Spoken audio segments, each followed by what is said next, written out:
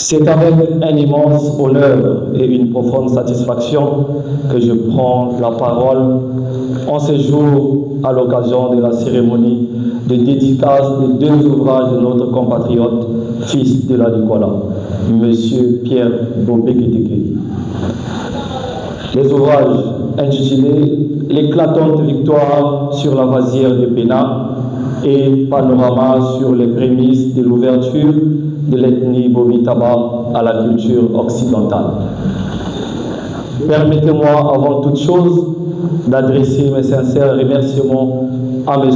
Jean-Pascal Koumba pour avoir accepté de placer cette cérémonie sous son patronage.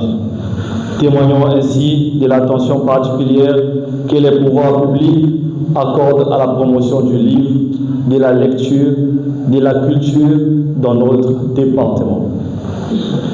Mesdames et messieurs, la littérature constitue l'un des plus précieux instruments de la transmission des savoirs, de préservation de la mémoire collective et de valorisation de notre identité culturelle.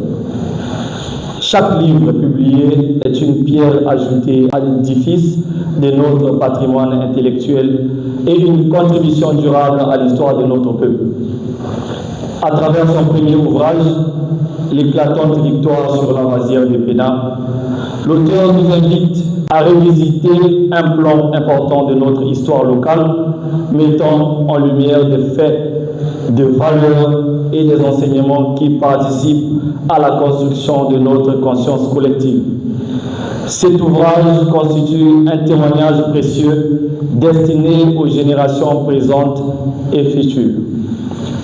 Quant au second ouvrage, Panorama sur les prémices de l'ouverture de l'ethnie Bomi-Taba à la culture occidentale. Il s'agit là d'une démarche scientifique historique remarquable en explorant les premiers contacts entre l'ethnie Bomi-Taba et la culture occidentale.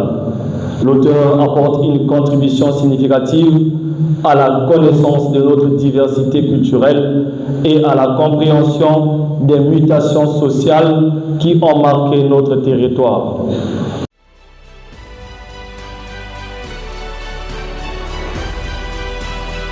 Dans la société, chacun doit être capable d'accomplir ce qui doit paraître bénéfique et donc digne d'appréciation par la communauté.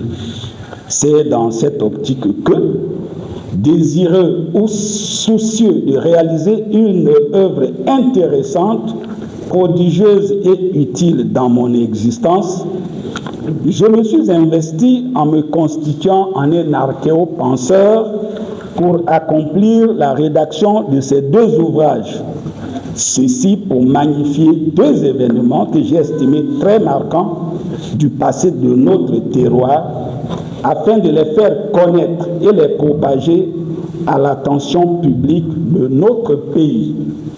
Voilà pourquoi, jouant dans le silence de ma solitude, que je dénomme humblement l'écho du silence, j'ai réalisé une introspection pour repérer dans le rétroviseur ou l'univers passé de l'ethnie Bomi-Taba des indices que j'ai jugés attrayants et pouvant être poignants dans l'existentiel de ce peuple. Deux faits saillants ont alors marqué mon attention et ont fait fourmiller dans ma tête une profusion d'idées que j'ai organisées, sériées et ordonnées méthodiquement avec art pour élaborer les deux ouvrages suivants. 1. Panorama sur les prémices de l'ouverture de l'ethnie Bomi-Taba à la culture occidentale. Et 2. L'éclatante victoire sur la vasière de Péna. Voici donc le résumé synthèse de chacun. Dans le premier, j'ai fait une évocation sur l'accès des premiers éléments de la première génération Bomi-Taba dans leur conquête des connaissances apportées par les Blancs dans ma contrée. puis des services rendus par ceux-ci aux colons et à notre pays, une fois nantis de ces connaissances.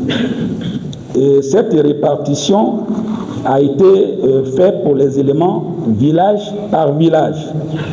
Ce livret constitue un répertoire inédit qui présente la qualification des acteurs concernés, comme je l'ai dit, classés par village. Dans le second, je retrace les dures conditions de séquestration du peuple Bomi-Taba, soumis au blocus sévère de ces déplacements en vue des échanges vitaux vers l'extérieur des limites de leur district. Les difficultés rencontrées par ces populations, les peines, disons mieux, le martyre subi par ce même peuple. Des tentatives d'efforts déployées par la population et les autorités locales en vue de débloquer cette dure et acariâtre entrave causée par une nature sévère à leur égard.